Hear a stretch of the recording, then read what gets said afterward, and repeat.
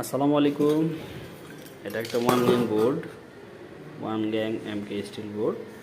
এটা দেখেন 4টা কান আছে, অনেক বোর্ডের দেখবেন 2টা কান আছে, এই পাশে বা এই পাশে। তো স্টিল এমকে বোর্ডে 4টা কান আছে। আর এটা হলো হ্যামার ড্রিল মেশিন, এবং এই যে মুডটা দেখতেছেন, এই যে লাল অংশটা, এটা হলো হ্যামারে আছে, মানে এটা হলো কম্পন। আপনি যদি ওয়াল ভাঙাভাঙি করেন বা কোনো কিছু ভাঙেন বা কোনো কিছু ফাটা আছে।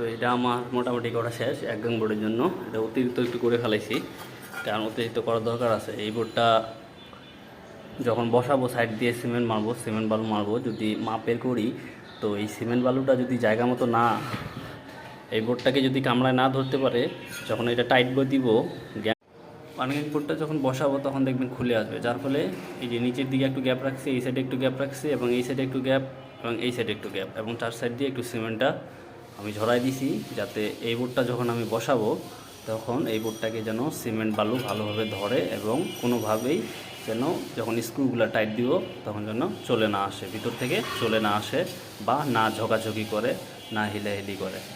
তো এই জন্যই বিশেষ করে এটা করা। তো এখানে এটা আমার বালু। তো এই বালু আসলে এতটা আমার লাগবে না, আমার যেটা লাগে আমি পরিমাণ মতো নিয়ে নিই, কারণ ওই বোর্ডটা বসাইতে এবং নিচের বোর্ডটা বন্ধ করতে প্রায় এটাই ইনাফ হয়ে যাবে, বেশি লাগবে না, কারণ বোর্ডের মধ্যে বেশি জায়গা নাই। এবং আমার বালু এবং সিমেন্ট ছানার জন্য এটা কোনি হিসাবে আমি ব্যবহার করব। বুঝতেছেন, এটা এক রং মিস্ত্রি, রং বাইয়ের কাজ করে। তো এটা অলরেডি বসানো শেষ। দূর থেকে হলো সোজা বাঁকাটা একটু দেখতে হবে, বোর্ডটা দেখেন বেঁকা হয়ে আছে একটু। তো এই যে আবার আসে, এখানে একটু পেকিং দিয়ে উপরে করে সোজা করে দিতে হবে, কোনোভাবেই বেঁকা না হয়। বেঁকা থাকবে, বাঁকা থাকবে, এবং শেষ পর্যন্ত বাঁকা হয়ে থাকবে। এটা অলরেডি একটু লেভেলে আসছে। এবং এটা আমাদের কাজের হিসাব হইলো যে কাজ শেষ করে, আমাদের কাজের শর্ত হইলো কাজ শেষ করে এই যে ময়লাটা দেখতেছেন, এই যে টাইলস, এটা একটা